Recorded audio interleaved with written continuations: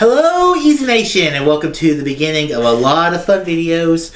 A lot of work on my part just on the editing side of it, but also it's the end of the year for my videos. So this begins multiple videos. This is the second year I've been doing these strings of videos. So if you haven't watched before when I'm on my YouTube, mostly the books I talk about are Star Wars books. I read all the new Star Wars canon. What is Star Wars canon? Star Wars canon is any book that came out after 2014 when they rebooted the entire Star Wars initiative. So everything that happened before, from Knights of the Old Republic to Star Wars, from Knights of the Old Republic to the Darth Bane books, all those are now considered legends. So everything that came out after 2014 is now considered Star Wars canon. I read a lot of Star Wars books. Usually what I do is I watch during sports season.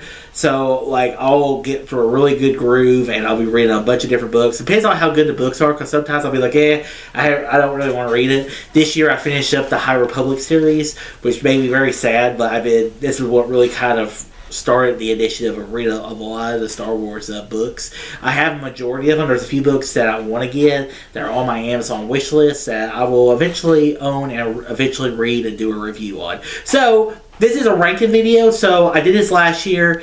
A lot of it hasn't really changed, but there are now new additions. I have had 10 new books added to this collection update, to this ranking video. So I've read 10 books, and I just literally finished a book, and I'm reading a book right now. I'm reading the Phasma book. I'm really liking it, but I haven't finished it yet. But like I said, this is my ranking video, and I hope you sit back and enjoy. Maybe once you watch this, you'll be like, hey, I want to read some of these books, or listen to them, however way you interpret your Star Wars book media. So let's begin. The first book I have is Star Wars Heir to the Jedi. This book was set between episodes 4 and 5. Lucas tried to fight his way, tried to continue his Jedi trainings without no really guidance. This book is the worst, because I'm going worst to best. This one, it was interesting kind of hearing some of Luke's thoughts about how he's trying to deal with Biggs dying and trying to complete his Jedi trainings. But to be honest with you, this book was very not that great. It had some moments, and the ending was pretty cool, but other than that, there wasn't much to it. Next we have Into the Dark. This was the first of the YA High Republic novels.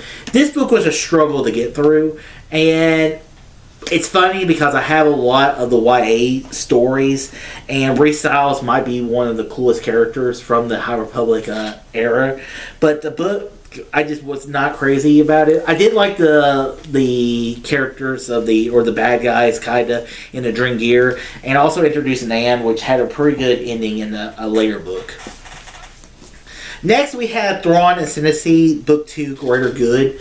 This one, like a lot of these books, I am going through the bottom of this list. This was a hard book to get through.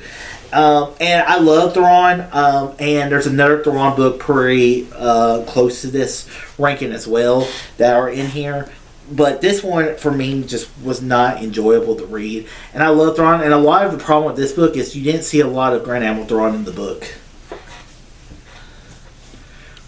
Next, we have the first of the Aftermath series, and this was an interesting concept. But I didn't really like the execution of the first book. The next two books are much higher on this list. But the first Aftermath book is just okay. Next, we have Star Wars Last Shot. This was a Han and Lando novel. It came in same time around when the solo Star Wars movie came out.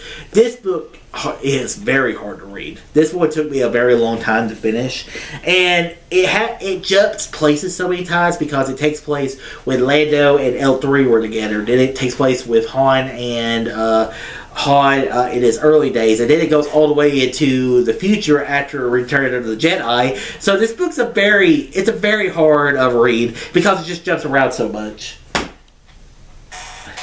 Speaking of another book that jumps around too much, and that is Thrawn Alliances.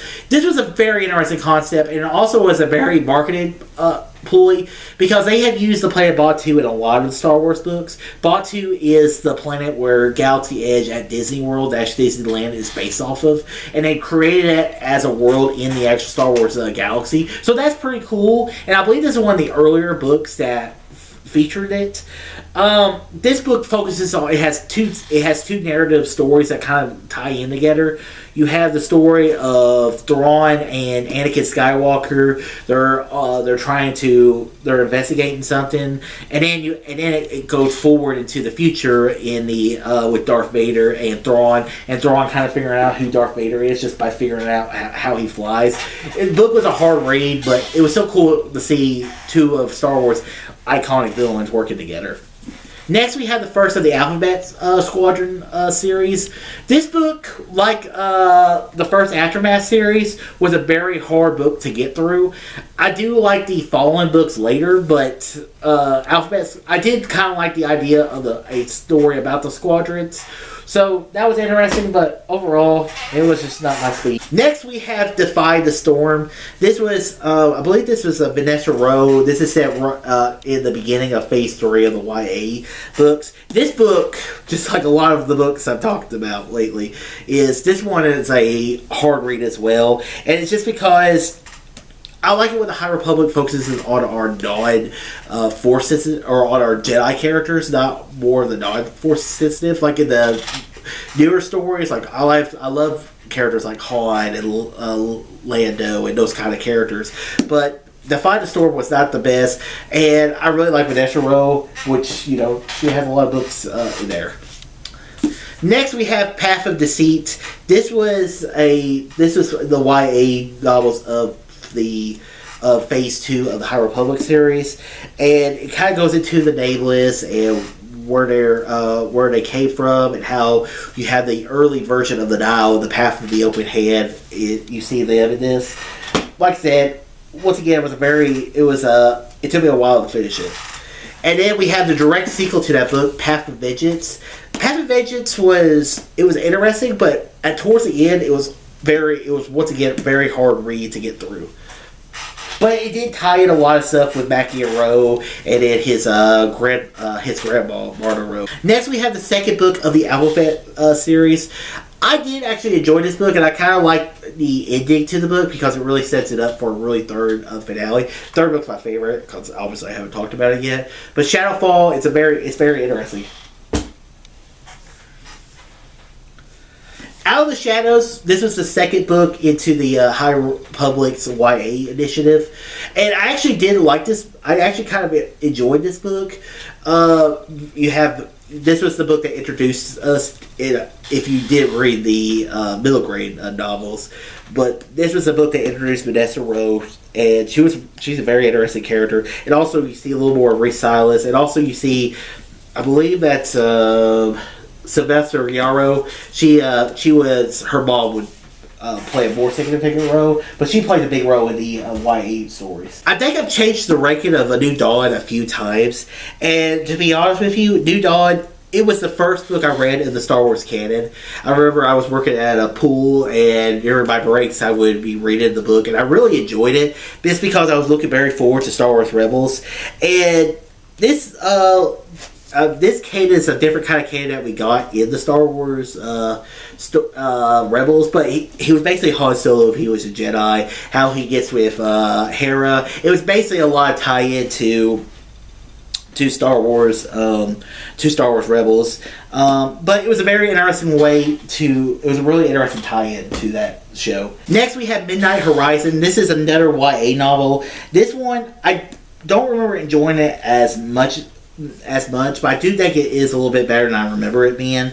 It was basically set on Corellia. You have a Nile plot. Reef and Cormac are working together. The ending's kind of shocking, and Reef becoming a Jedi was a very interesting story.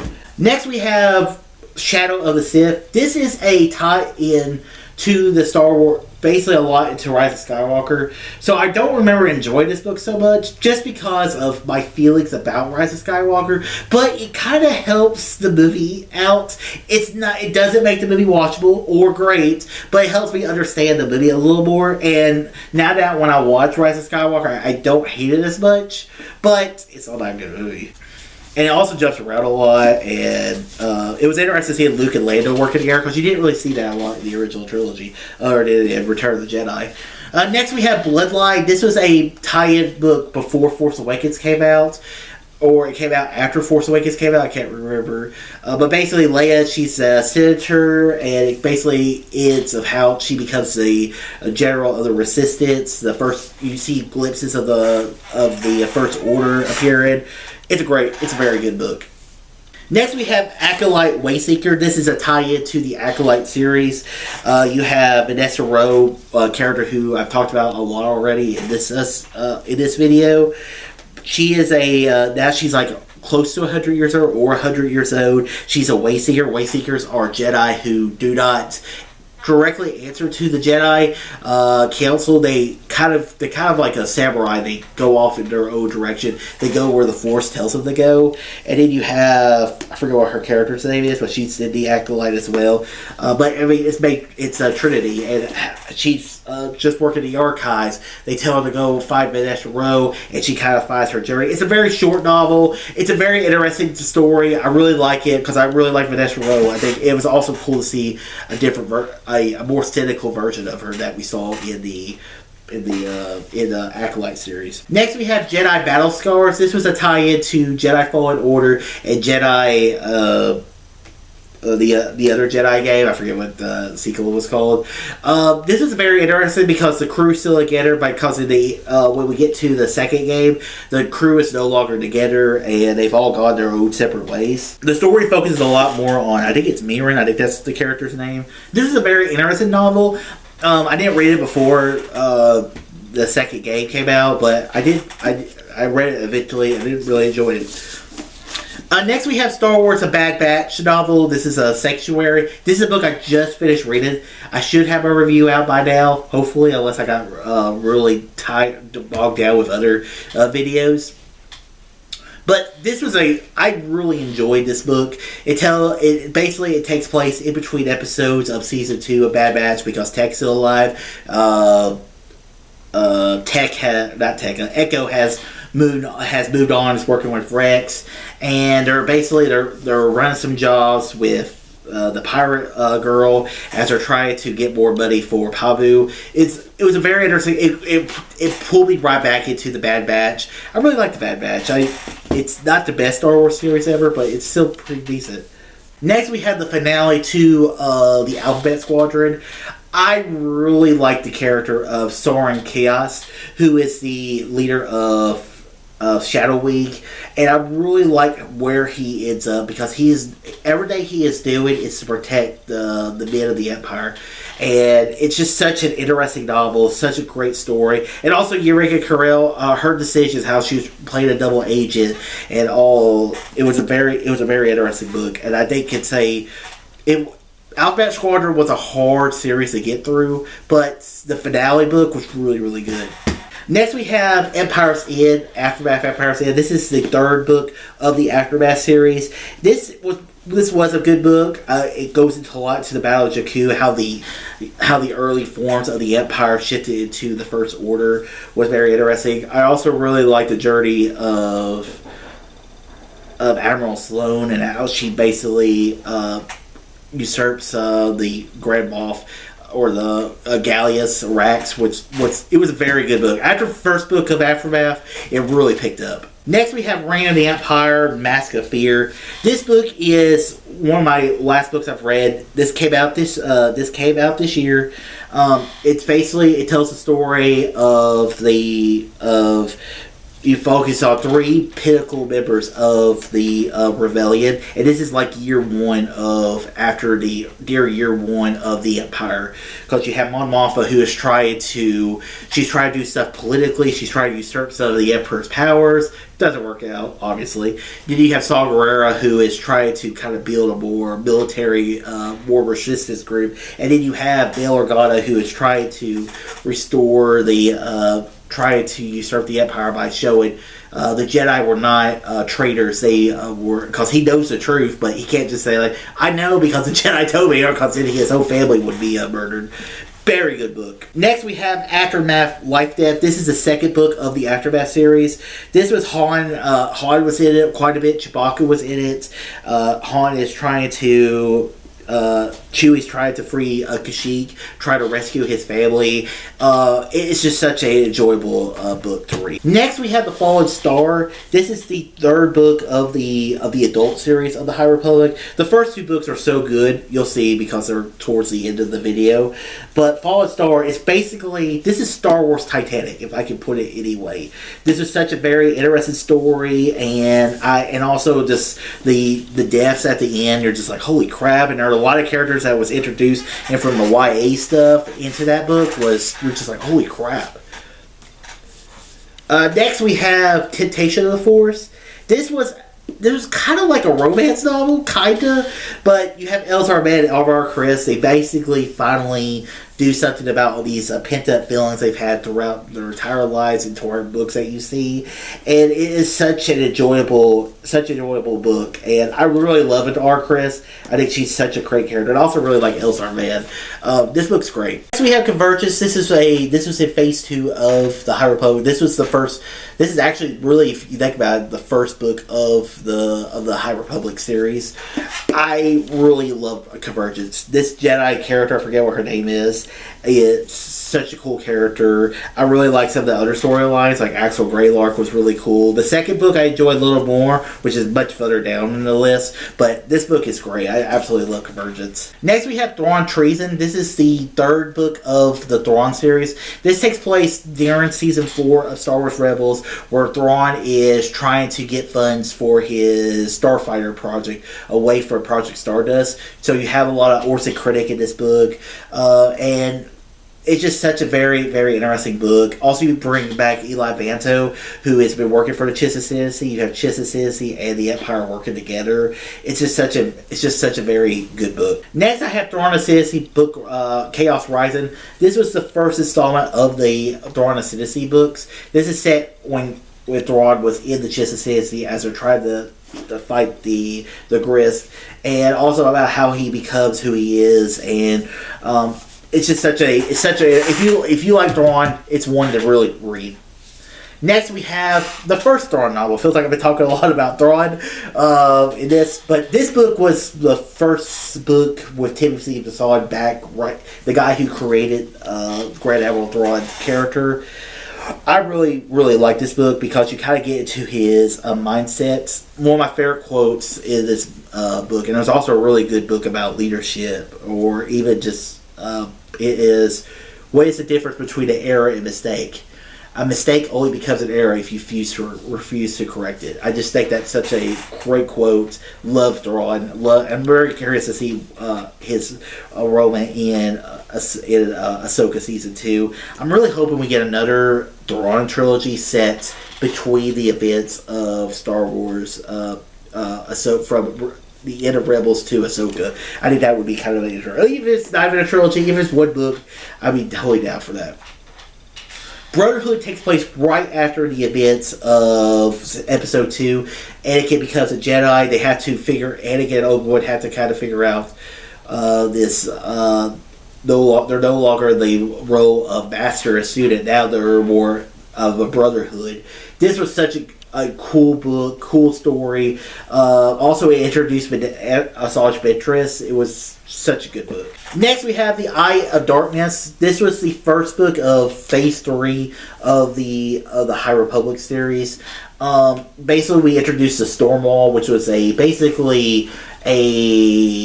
kind of like the Berlin Wall of Star Wars, where both parts of the galaxy is completely cut off from other parts of the galaxy. The Jedi fail over and over again, but at the end, Chris kind of finds a way to get out of the storm wall. So it made for a really interesting book. Next, we have Star Wars: The Limited Force. This book I read this year. Basically, you have the Jedi of the prequel series who go to this planet.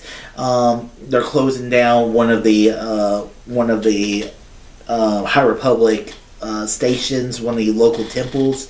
As they're closing them all down, the Jedi are no longer helping people as they did back in the High Republic day. It was just cool to see all these Jedi characters that you saw in Phantom Menace, and also a little bit of the ties into the High Republic was pretty cool too. And also there was a cool little Darth Maul cameo at the end.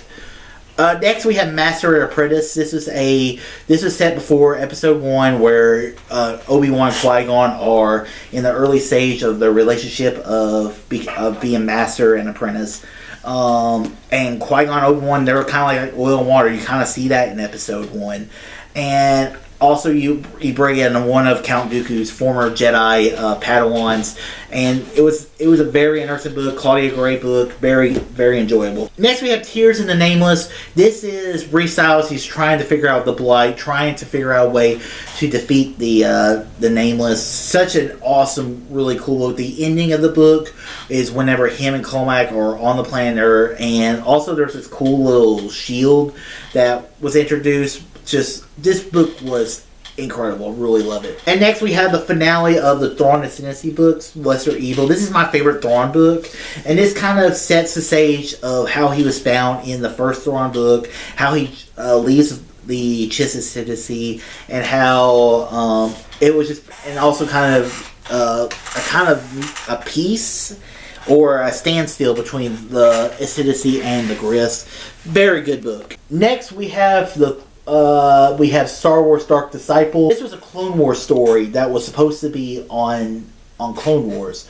Disney bought Lucasfilm, and Christina Godin turned it into an entire book. Basically, you have Voss and Ventress are trying to assassinate Count Dooku. Voss kind of turns to the dark side by learning some of the dark side from Ventress. There's this relationship that builds. You saw a little bit of it this year in Tales of the Bounty Hunter, which in this book, Ventress dies, but they bring her back somehow with witch magic. So, very interesting book. I'm curious to see what they do with Ventress. Maybe we'll see Voss in the Darth Maul. Maybe we'll see a Darth Maul series, and maybe we'll see Ventress in that series as well. Next, we have Tarkin. I believe this was the second book I read of the Star Wars books. I love Tarkin. I think he's such a very interesting character. He's shown up in a lot of different Star Wars stories. And also you have Darth Vader in this story as well. And you kind of see that working relationship. I mean, we saw a little bit of it in Clone Wars with Anakin and Tarkin. And I really like every time they bring in Tarkin in any of the stories. Next, I have Catalyst. This is another James Luceno book. I love James Luceno. If you ever read Dark Plagueis, it's not a canon book, but a very good Legends book. But this basically is a tie-in to the Rogue One, which basically is all about how he builds it's kind of like the Manhattan Project. They're trying to weaponize kyber crystals, and then it turns into the Death Star. Very good book. Next we have Into the Light. Awesome book. I mean, and I love the symbolism of this book because the first book of the YA story was called Into the Dark by Claudia Gray. And basically, it deals with the Dream Gear, and then we're on Kashyyyk, so you see a lot of a lot of Wookiee characters. You see Kamaka from the Acolyte series. I forget what the main Wookiee's character's name. Bowie. I think it's Bowie. Buraga. Buraga shows up in this book. It's great. There's a lot of all kinds of stories that were built up in the YA. It was such a satisfying book to read, and the YA books are not always the best books, but this one was incredible. Trials of the Jedi was the finale to the High Republic series. I really enjoyed the book. I kind of like the whole Seven Samurai going off to the planet, the home of the Nameless, and trying to right a wrong and trying to stop the Blight from affecting the entire galaxy. It was such a cool book. The ending was was satisfying, but also kind of sad because two of the characters I absolutely loved. But, you know, this is set hundreds of years, and, you know, I'll never see these characters live action. But all the events from the YA novels to the Phase 2 books to Phase 1, all the characters, kind of all the main characters show up. Belle, Baraga, Elzar, just so many cool characters. Absolutely love this book. Princess and the Scoundrel. I read this book, I think, on vacation a couple years ago, and absolutely enjoyed the heck out of it. It's a love story between Han and Leia after the events of Return of the Jedi. Leia getting married, them going on a space cruise, propaganda machine for the New Republic. Very interesting book. Next, we have Inquisitor: Rise of the Red Blade. This is also about a story about this Jedi Padawan who becomes a Jedi during the Clone Wars, and then how she eventually becomes an Inquisitor, and all her journeys throughout this book is just incredible to read. I absolutely love Rise of the Red Blade. It's so good. And also the ending with Vader is peak Vader. Speaking of peak Vader, we have Lords of the Sith. This is one of the earlier books in the Canon series. You have Vader and Palpatine. They get stuck on Ryloth. You have Cham Syndulla, who is trying to take down Vader and the Emperor to free Tyloth. Or is it Tyloth? Yeah. No, not Tyloth. I think it's whatever planet that species is. I really like this book, and also like how Palpatine, he has his lightsaber, but if there's people around, he's like, Lord Vader, you'll have to take care of her from here because people can't know that Palpatine is a Sith Lord. Awesome book. Next, we have Catalysm. I think this was the sequel to Convergence, and this book's awesome. The story, it tells such a cool little story. Also, the fate of the Open Hand and the Jedi, and then you see a bunch of nameless fighting. It's just, I was just like, holy crap, and I just kept reading, and when books like that, you're like, man, that's good. Next, we have Rising Storm. This is the sequel to Light of the Jedi. And basically, you have this kind of like, you have this Republic fair where a bunch of different minds are coming around. The Nile attack it and really bring the Jedi to her knees, brings the Chancellor to her knees. And it is such an enjoyable read, such a good book. And next we have Lost Stars. This book is awesome. This is a love story between an Imperial and Rebel who start off as Imperials who just enjoyed flying. They both join the Empire. The Death Star happens, and the one guy's like, I can't do this. And then it goes from you see the events of the original trilogy going on all the way up till the Battle of Jakku, which is in a lot of these books. Really good story. I've heard rumors of a sequel happening to it. I don't know if I really need it, but I really do. I really do like that book. This is the book to introduce me to Claudia Gray, and her stories are always pretty good. And finally, I have Light of the Jedi. This is the book that got me back into reading Star Wars books. This story, just the era of the High Republic, all these characters, about all these, whenever all the Jedi are trying to move the asteroid from destroying the planet Hetzel, how Avar Kriss becomes one of my favorite Star Wars characters ever, is such an enjoyable story. I just absolutely love this story. And also when Belle finally uses the Force and basically becomes a Jedi Knight, and just this book is incredible. I could reread this book right now and have such a good time enjoying it. Alright guys, that ends the Star Wars canon rankings updates. Guys, I'm going to have a lot of YouTube videos in the next few days. Tomorrow I will be having my video game collection updates. On the next day, I will be having my movie, TV, Blu-ray collection update. And then finally, after those videos, I will be having my top 10 with Rainy Cage, top 10 movies of the year, and top 10 TV shows, and the top 10 anticipated for next year. So it's the end of the year. Hope everyone had a Merry Christmas. I hope you all enjoyed this video. Also, I've started a TikTok channel now on that, taking these YouTube videos and turn them into TikTok. So if you prefer TikTok, I now have a TikTok channel. So if you want to go to the DarthEasy TikTok channel, just look up DarthEasy. I'm sure you'll find this beautiful face. So guys, What is your favorite Star Wars book? It doesn't have to be canon. It could be Legends. Whatever it is, comment below. Let me know. And guys, if you like this video, hit the thumbs up button, subscribe to see more, and tell your friends about Easy Nation. And may the Force be with you always.